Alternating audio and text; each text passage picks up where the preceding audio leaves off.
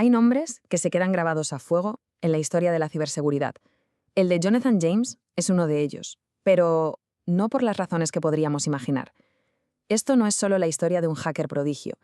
Es un relato que nos lleva a los límites del sistema y a las trágicas consecuencias de la presión.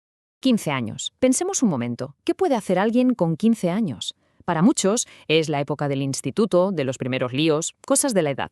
Pero para Jonathan James, los 15 fue la edad en la que hizo algo que literalmente cambió su vida para siempre. Y no estamos hablando de colarse en la red del instituto o de una empresa local. ¿Qué va?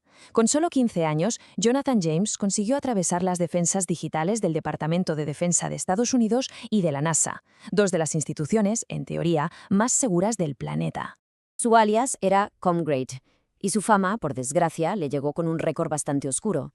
Fue el primer menor de edad en ser encarcelado por delitos informáticos en Estados Unidos. Un precedente que marcó un antes y un después en cómo el sistema legal trataría a los jóvenes hackers.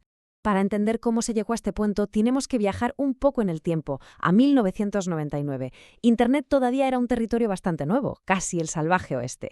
Y en ese escenario, James demostró una escalada, vertiginosa en sus objetivos. Y todo pasó en un abrir y cerrar de ojos, en apenas 3 meses. Empezó con intrusiones en una teleco y en el sistema escolar de su zona, pero la cosa escaló muy rápido. El punto de inflexión fue el hackeo a la DTRA, que es una división clave del mismísimo Departamento de Defensa.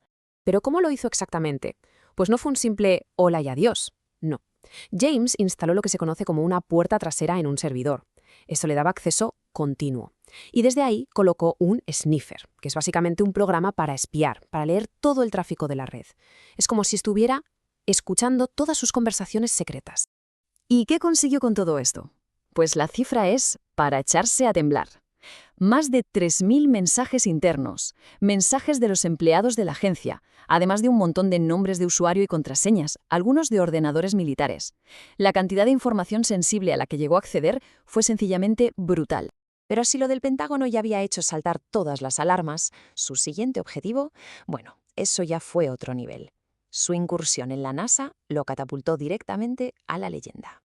El valor de lo que robó era increíble. Se descargó software propietario valorado en $1,7 millones. Una pasta, sí. Pero la pasta, en realidad, era lo de menos. El verdadero peligro estaba en lo que ese código controlaba. Y ojo a esto, porque no era un programa cualquiera. La propia NASA lo dijo. Ese software controlaba el entorno físico de la Estación Espacial Internacional. Hablamos del soporte vital, del control de la temperatura y la humedad que mantenían con vida a los astronautas que estaban allí arriba, en órbita. Claro, las consecuencias fueron inmediatas y muy reales. Para poder investigar la brecha, asegurar los sistemas y, sobre todo, comprobar que no se había alterado nada, la NASA tuvo que desconectar su red durante 21 días. 3 semanas, una parada masiva para una operación de esa magnitud. Con un lío de este calibre, era de esperar que la justicia se pusiera las pilas. Y vaya si lo hizo. Lo que pasó a continuación sentó un precedente para todos los casos de ciberdelitos con menores que vendrían después. La cosa fue bastante rápida, la verdad. A principios del 2000, los agentes federales le registraron la casa y para septiembre, con todas las pruebas en su contra, James se declaró culpable. No tenía escapatoria. Y aquí es donde la edad lo cambió todo. Por ser menor, su sentencia fue, entre comillas, suave. 7 meses de arresto domiciliario, libertad condicional y prohibido tocar un ordenador para divertirse. Si lo hubieran juzgado como un adulto, se habría enfrentado a más de 10 años de cárcel y a multas millonarias. Pero la historia no terminó ahí, ni mucho menos. James la lió, violó la libertad condicional al dar positivo en un test de drogas. Y esta vez el sistema no fue tan blando. Cumplió 6 meses en un centro penitenciario federal, su primera vez entre rejas. Y aquí hay un detalle que, la verdad, pone los pelos de punta. El fiscal principal del caso fue un tal Stephen Heyman. Quédense con ese nombre porque años después volvería a ser noticia por liderar la acusación contra el activista de Internet Aaron Swartz. Otra historia que lamentablemente también tuvo un final trágico. Pasan los años, James sale de prisión y parece que su vida se aleja de los titulares. Pero el pasado siempre vuelve. Y el de James llamó a su puerta de la peor manera posible, al verse envuelto en la investigación de uno de los mayores robos de datos de la historia. A ver, el caso TJX fue una cosa tremenda. Una filtración masiva de datos de tarjetas de crédito que afectó a millones de clientes de grandes cadenas comerciales. Un desastre de proporciones gigantescas. Y claro, las autoridades estaban buscando culpables debajo de las piedras. Y aquí viene el problema para James. Conocía a algunos de los hackers implicados. Y solo por eso, solo por esa conexión, ya se convirtió en objetivo del servicio secreto.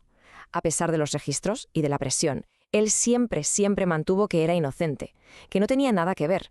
Y entonces, para rematar, apareció un detalle que fue demoledor. En los documentos judiciales se hablaba de un cómplice no identificado, con las iniciales JJ. Para todo el mundo, y sobre todo para el propio James, esas iniciales solo podían ser una cosa: Jonathan Joseph James. El cerco se estaba cerrando. Toda esa presión de la investigación, el miedo a acabar en la cárcel por algo que él juraba no haber hecho, y su historial con la justicia, pues todo junto lo llevó al límite, a un punto de no retorno. Con solo 24 años, Jonathan James se quitó la vida. Un final absolutamente trágico para una historia marcada por un talento increíble, por la rebeldía y por un choque constante con un sistema que él sentía que no podía vencer. Antes de morir, dejó una nota. Y sus palabras, bueno, sus palabras lo dicen todo. Él sentía que el sistema iba a ir a por él sí o sí, fuera culpable o no. Su último acto fue, en sus propias palabras, la única forma que encontró de recuperar el control. Al final, la historia de Jonathan James nos deja con una pregunta muy complicada. ¿Fue un hacker? Sí. Rompió la ley, por supuesto. Pero su final nos obliga a pensar en la presión, en la presunción de inocencia y en si el peso del sistema a veces puede aplastar algo más que la culpa. Una pregunta que, la verdad, no tiene una respuesta fácil.